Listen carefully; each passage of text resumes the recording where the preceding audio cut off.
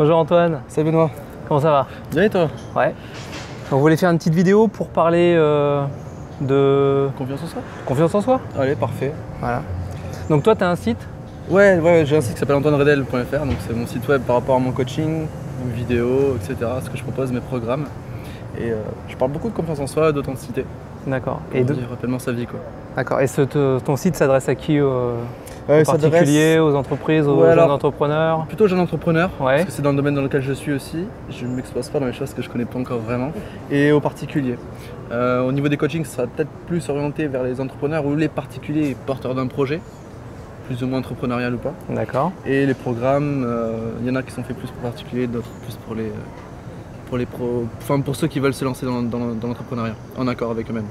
D'accord. Et Voilà. même si tu as des entrepreneurs qui ont déjà commencé un peu de confiance en eux, tu peux quand même aussi les accompagner et leur faire passer à un niveau supérieur. Ouais, en fait, ce que j'ai remarqué au fil du développement personnel, du coaching et tout, c'est qu'on peut avoir une certaine confiance en soi, mais il faut vraiment en créer une authentique, vraiment se relier à ses valeurs, vraiment se relier à notre personnalité et l'accepter pleinement. Et là, on accède à un autre stade de la confiance en soi, qui est un stade de confiance en soi où on est pleinement, dans quasiment toutes les situations, soi-même.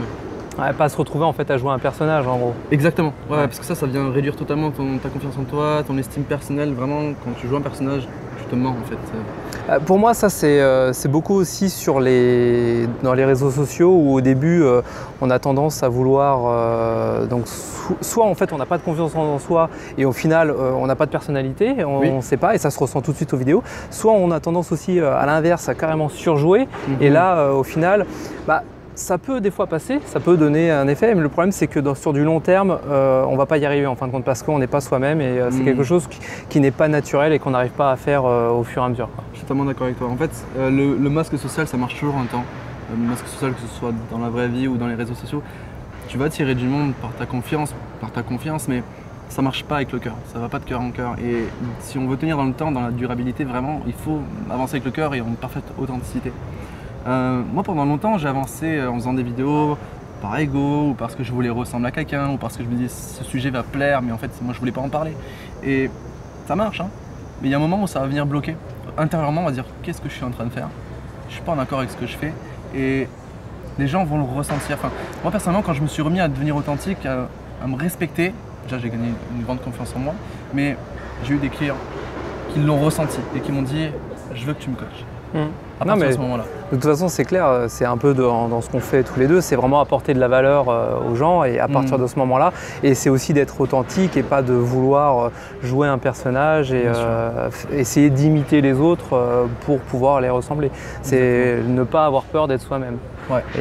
Et ça aussi, des fois, c'est ce que je dis, c'est le fait d'être soi-même, c'est un risque parce qu'effectivement, et ça, c'est vraiment beaucoup de personnes ont envie d'être aimées par tout le monde. Et malheureusement, en fait, on ne peut pas être aimé par tout le monde. En fait, c'est faux. C'est-à-dire que, et c'est marrant parce qu'on a beau le répéter, mais c'est une vraie fausse croyance, quoi. Le fait de vouloir être aimé par tout le monde, ça a l'effet inverse. C'est-à-dire, en fait, on n'a aucune personnalité. On dit oui à tout le monde, alors qu'il faudrait des fois savoir dire non. Et au final, on n'est pas respecté. Et ça, c'est ça. Voilà, c'est ça. On n'est pas respecté. Ouais, tu vois, ils vont dire Benoît, ce qu'il fait, c'est génial et tout. Il est bien, ce gars.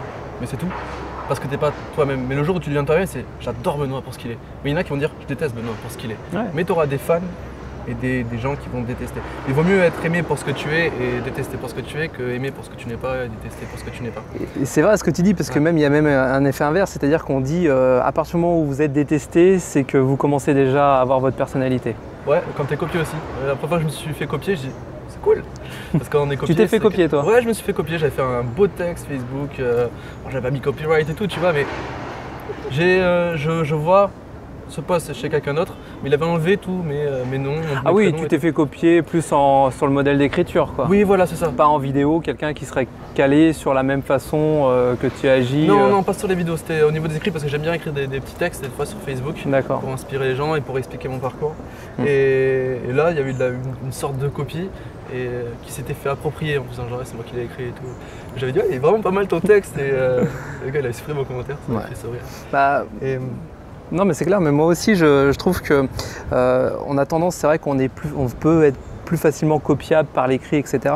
Alors qu'en vidéo, encore une fois, par rapport à ce qu'on disait, c'est vrai qu'il faut rester authentique, mais si on est authentique, on n'est pas copiable. Personne peut nous copier en fin de compte. Ouais.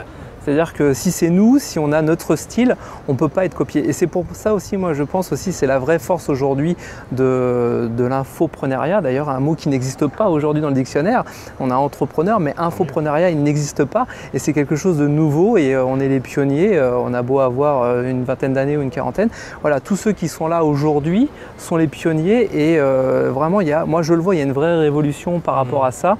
Et la vidéo, c'est vraiment quelque chose sur lequel ça met en contact en fait avec les prospects et les clients qui au final n'ont pas l'habitude de ce média qui est Internet et qui au final ne peuvent ne pas connaître la personne et pas avoir confiance. Donc ça permet déjà, donc on le dit d'ailleurs dans d'autres formations, c'est donner du contenu gratuit. C'est pas pour donner du contenu gratuit, c'est aussi pour faire relier un climat de confiance vis-à-vis de son auditoire et qui au final après apprennent à nous connaître et ont plus confiance en nous et ils se disent ok, je veux bien faire du coaching avec Antoine parce que je l'ai vu en vidéo, je vois ce qu'il propose et je me retrouve dans ce qu'il dit. Voilà, il faut se retrouver. Tu vois, j'aimerais quand même revenir sur la notion de copier parce que moi je pense qu'on peut copier. Si on analyse les enfants, moi je le dis souvent en conférence, en vidéo, il faut étudier les enfants. Mais les enfants ils vont copier les adultes pour apprendre. Et là j'aime bien mettre la notion de modèle anti-modèle. Tu sais qu'on a des mentors, on peut avoir un mentor et avoir une part de lui qu'on apprécie, une part de lui qu'on n'apprécie pas et qu'on ne veut pas ressembler. Ouais, c'est ça, c'est que tu copies en fait des morceaux qui t'intéressent, mais tu copies pas l'intégrale de la personnalité. En fait, c'est-à-dire ça j'aime bien chez lui, donc ça c'est vrai que ça m'intéresse. Ça j'aime bien, et c'est d'ailleurs c'est là où c'est bien aussi d'avoir plusieurs modèles, parce que tu vas récupérer tout ce que tu aimes bien chez les différents modèles, pour au final ça va te créer ta propre personnalité. Et tu parlais des enfants, c'est ça. Ouais. Les enfants, en fait, quand ils ont un modèle juste le papa-maman, et ben ils vont prendre des informations chez le papa, des informations chez la maman, et ils vont prendre ce qui leur plaît eux ou ce qu'ils ont plus de sensibilité et ils vont créer leur propre personnalité. Voilà, donc il faut copier mais en restant authentique, tu vois. Il faut adapter en fait à son caractère et surtout à ses valeurs en fait. Je copie cette personne-là ou elle m'inspire, je veux devenir aussi confiant qu'elle, donc je vais copier ses comportements, ses gestes, mais je vais l'adapter à moi-même. C'est pour ça que je parle d'anti-modèle et de modèle. Peut-être que cette personne m'inspire dans sa confiance par rapport à sa posture, mais même sa confiance, je ne l'apprécie pas par rapport à sa façon d'être. Et tu peux piquer en fait ce qui te correspond pour l'adapter à soi. C'est pour ça que j'aime bien cette notion de modèle anti-modèle.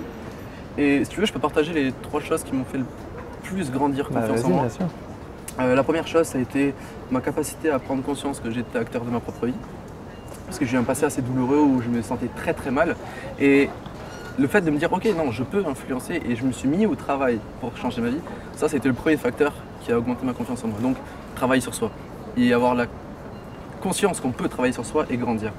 La deuxième chose qui m'a énormément fait travailler qui a énormément augmenté ma confiance en moi, c'est ma capacité à écouter mon cœur. On en parlait, tu sais, quand j'ai quitté mon travail, j'étais vraiment dans un milieu malsain et j'avais pas les moyens de partir dans le sens où j'avais pas les finances, j'étais pas lancé dans mon business, mais il fallait que je parte et je le sentais. Et j'ai sauté de la falaise en construisant mon parachute pendant la chute. Et ça m'a fait gagner grandement confiance. Et malgré tous les risques qui sont encourus, malgré tout ce que j'avais contre moi, les personnes qui étaient contre moi, je me suis écouté. Ça fait énormément gonfler sa confiance en soi, donc écouter son cœur. Et le dernier point, c'était vraiment me relier à l'authenticité. Accepter d'être moi-même et d'assumer être moi-même et de transmettre cette part de moi qui est authentique. Et c'est les 3 points pour moi les plus essentiels pour gagner en confiance en soi. Travailler sur soi, écouter son cœur et vivre dans l'authenticité. Mais c'est intéressant ce que tu dis parce que pour moi aussi c'est assez rapprochant de ce qu'on fait aujourd'hui sur l'infopreneuriat. Pourquoi beaucoup ne se reconnaissent plus dans le salariat? C'est parce qu'il n'y a pas cette authenticité qu'on peut avoir et à chaque fois on fait des choses et les gens ils ne savent même pas pourquoi ils font ces choses en fait. Et au bout du compte ils ont passé 8 heures, entre 7, 8, 9, 10, des fois 12 heures dans un travail sans même savoir pourquoi c'est fait. Moi je travaille dans l'informatique et je vois des fois des chefs de projet, ils font des choses, ils ne savent pas pourquoi ils les font. Quand je vais les voir, je dis mais tu fais ça pourquoi? Je sais pas, on me l'a demandé, je fais ça. C'est malheureux, c'est-à-dire que... Et aujourd'hui, on est en train de s'apercevoir que de plus en plus des gens qui ont une âme d'entrepreneuriat justement quittent le salariat et essayent de monter en fin de compte leur propre chose parce que ça a du sens. Là, tu me disais le sens, il faut que ça ait du sens. Et encore aujourd'hui, ça va, il y a certaines entreprises qui commencent à le comprendre parce qu'ils voient leurs salariés démotivés ou en train de partir avec un taux de turnover énorme. Ils sont en train de se rendre compte qu'il faut remettre du sens dans le travail. Mais c'est pas dans toutes les sociétés qu'il y a ça, quoi. Carrément. Voilà. Ouais. Faut retrouver un sens en fait à sa vie. Qu'on soit dans l'entrepreneuriat ou pas en fait. Tu peux être très bien. Oui. Moi j'ai quelqu'un que ça m'a. Alors c'est de l'entrepreneuriat mais il a un très bon poste d'ingénieur, il est en train de tout plaquer pour faire boulanger. Oui, parce qu'il trouvait peut-être plus de sens dans son travail et voilà, c'est ça. Il veut se reconnecter à ce qu'il voulait faire. Donc on peut changer de boulot, mais que ce soit dans. C'est pas parce qu'on a fait des études, c'est pas parce que ça fait 20 ans qu'on bosse dans un domaine qu'il faut y rester. Ah, c'est clair. C'est clair. Ouais. Bon, écoute Antoine, merci beaucoup. Avec grand plaisir, Benoît. On peut te retrouver du coup sur quoi? Sur Facebook? Facebook, Instagram, YouTube. C'est Antoine Redel, R-E-Y-D-E-L. Et ouais, avec grand plaisir. Merci beaucoup. Merci à toi. Allez. À bientôt. Ciao.